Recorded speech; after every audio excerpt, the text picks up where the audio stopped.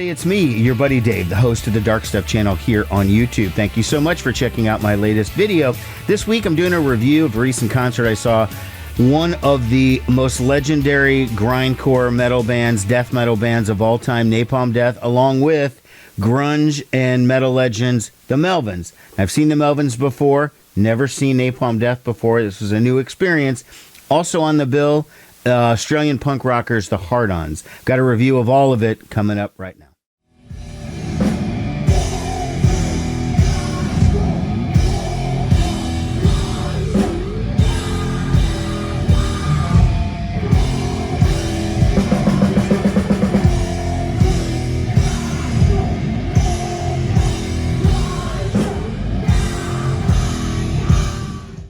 As I stated, this was an anticipated show for me, not just because the Melvins, who I've seen a number of times before and are like always good every single time, but I was curious about Napalm Death. So I'm not that into grindcore, death metal, any of that stuff that they do, but I am interested in a band that has been around since 1981 playing this kind of extreme music. They have to have something that grabs people, that makes them such a long-lasting band. You know, why are they still here after 40 plus years doing this kind of extreme music? Can they still be that extreme? Well, yes. Side note.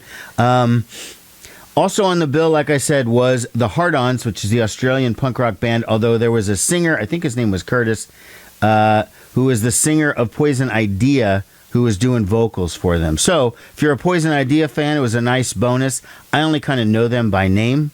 And there was a fourth band on the bill. You know my thoughts on four-band bills. I don't like them, but I did want to check out at least a little bit of them, but I missed them, and here's why.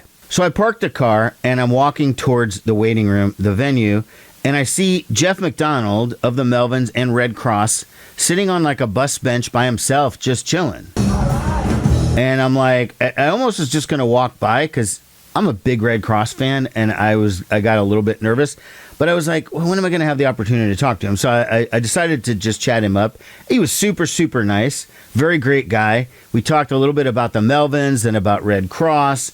I told him that that Redd Kross's self-titled album was my number 2 of last year of 2024 when I did the video for Best Albums of the Year. Note, if Jeff ever sees this, it was actually number 3. And then he asked me what my number 1 was, and I blanked. I was a little starstruck, and I just couldn't think. It was King Hannah and the album Big Swimmer. And then number 2 was Hooray for the Riff Raffs album, and then Redd Kross was number 3. But either way, pretty impressive. I had all these thoughts rushing to my head of all this stuff I would like to tell him about Redd Kross and how great they are and all of this, and it just turned into mush in my brain, so I couldn't really remember a lot. We did talk about Kiss and stuff, and just various different things. It was really, really awesome. He did tell me that the Redd Kross documentary is out now on pay-per-view. If you go to, I think, redcrossfilm.com, you can do a pay-per-view there. It is going to come out in maybe some physical format, and he said he did a commentary track for a potential DVD or something, or Blu-ray of the video. So I'm looking forward to that because I still have not seen the documentary, and I've liked Redd Kross since I was like 15. And I'm 54 now, so that's quite a long time. Jeff and I entered our conversation. He wanted to run in and check out the Hard-Ons, and I did too, but I hadn't actually checked in at the club yet, so I still had to wait in line to get inside. So I missed a little bit of the Hard-Ons.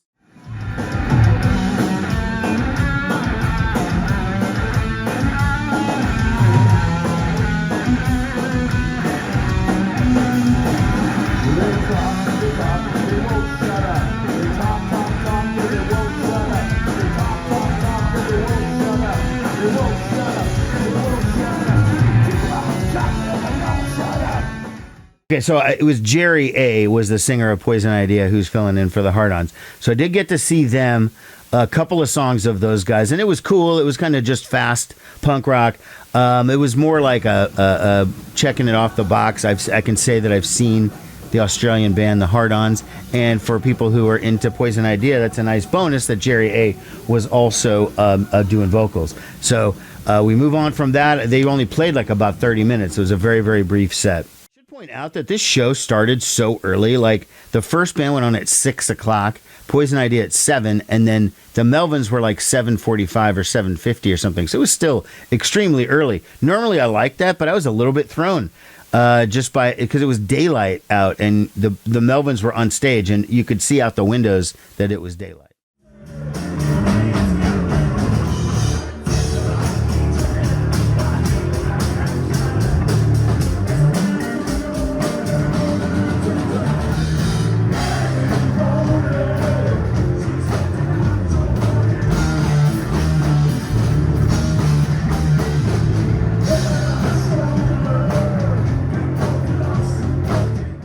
So, of course, after the Hard-Ons were done, the Melvins came on, and man, this was a brutal, amazing set, okay? I did note that I've seen them before. They're always great. This time they had the two drummers, which I don't always know. I don't know if it's needed or not. I mean, Dale Crover is such an amazing drummer. Having two does seem like overkill, but it is kind of cool. And something I wouldn't complain. I mean, it's like I would have been annoyed if Dale Crover hadn't been there at all and they had subbed him out for somebody else. But it was Dale and another guy whose name I just don't know. Apologies to that guy. He was great too. But it did make it a certain level of intensity with, I mean, Dale hitting the drums by himself is heavy enough. But then when you had two guys who were in sync, it was pretty incredible. I did get this Melvins shirt. Right on. Okay, at the merch thing. They had decent merch. I mean, they didn't have a lot of it, but a couple of shirts that I liked. I liked this one. The other one had the two, like, headed dog thing from, like, the Houdini era. And I like that one, but I like this one slightly better.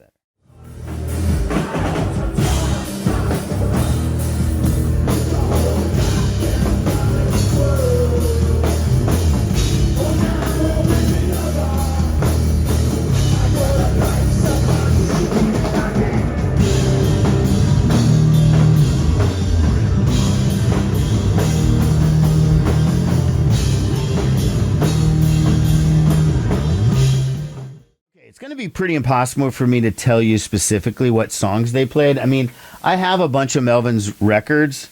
I got some vinyl. Here's, I think this is called Lysol. And then here's my Houdini OG on AmRep. Okay.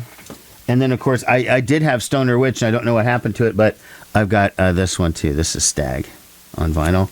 And I have heard the two most recent Melvins records and liked them a lot. But again, song titles are really tough. Jeff did tell me before the set that sometimes they will close out with like an extended version of Night Goat, which is on Houdini. And it's maybe their best song. It's hard to say. I mean, you know, you could debate that, but they didn't do it that night. So they don't do it every night, but sometimes they do an extended one to close out the show. They didn't do it here in Omaha. With Melvins having two drummers, they were kind of pushed up a little bit towards the front, so it didn't give a lot of space between the drums and the edge of the stage. So Jeff kind of stayed on one side, Buzz is mostly on the other side, and I happen to be on Jeff's side. So if you'll notice, most of my videos and photos are Jeff is very close and Buzz is on the other side, but I did the best that I could. It was very, very crowded, and not only that, the crowd was into moshing and crowd surfing and all of those great things from the 90s that I kind of hated even back then, because nobody wants to get kicked in the head with a shoe or something. And these are mostly young kids who had never done it before, obviously, and they were just getting a rise out of, you know, being up there. But they're swinging their feet and all this stuff, and it's just, I don't know. I don't like it. Sorry to be the old guy in the room, but I didn't like it when I was the young guy in the room either. Keep your feet on the fucking ground. That's what I would say.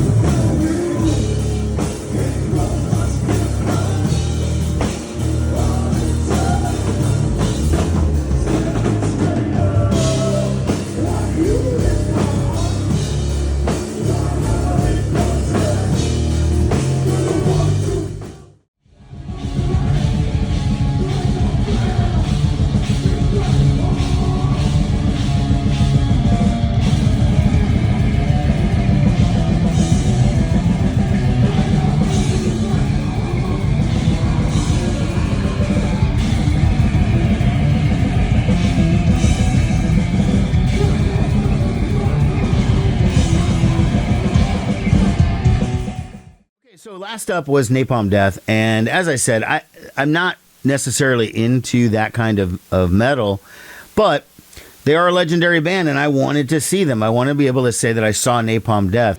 I saw Napalm Death singer Barney kind of warming up a little bit before the show, just kind of jogging in place and getting ready.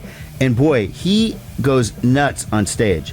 The juxtaposition of the way he looks versus the way he is on stage and the way he sings and shouts and runs all over the place freaking out is so different. Like, you would see him walking around the crowd, you just think it's just some dude, you know, and then he walks on stage, grabs the microphone, and is just this manic dude running all over, you know, whatever. I don't know. I didn't know what songs they were playing, but I did find Napalm Death extremely interesting when they were playing. So they had an hour set, and I think I watched maybe the first half an hour right up front at the stage, but it was getting really loud and the moshing was getting pretty intense, and I didn't want to get knocked because I know what would happen. Someone hits me the wrong way, I would turn around and shove that person. And what if it was a kid? What if it was a girl? What if it was some dude who was much bigger than me that could kill me? I didn't want to mess with that, so I just decided now's the time to retreat to the back and just watch the rest of the show from back there. I can't say I walked away a massive Napalm Death fan, but I am definitely glad that I saw them. Not every song was like, you know, like done in 15 seconds like their early days. I guess that's the 80s. They are more a death metal band from the 90s onward, so not everything is so brutally fast. Because I was expecting it to be like Melvins are really slow, dirgy, grungy, and then the Napalm Death is like everything is super speed. It wasn't quite like that because the Melvins have faster songs, Napalm Death have more normal paced songs. So the newest Melvins record is called Thunderball. It is really good. It's different. I thought it was maybe an EP because it was only 5 songs, but it's a pretty long, so there's a couple of really long songs on there. So Thunderball is really good. The band's previous record, which was called Tarantula Heart, also very good. They record now for Ipecac Records, which is the label that Mike Patton runs. Again, I recommend you seeing this show wholeheartedly, okay, because it's an experience. And I was marveled at the crowd because they were pretty intense, but it wasn't a bunch of old guys like you would think you would see at a show, a grunge-oriented show or a metal band from the 80s, 90s, and whatever. The crowd was very, very youth-oriented. I think that's the Napalm Death factor, to be honest. I think they still draw in young kids, but I don't know.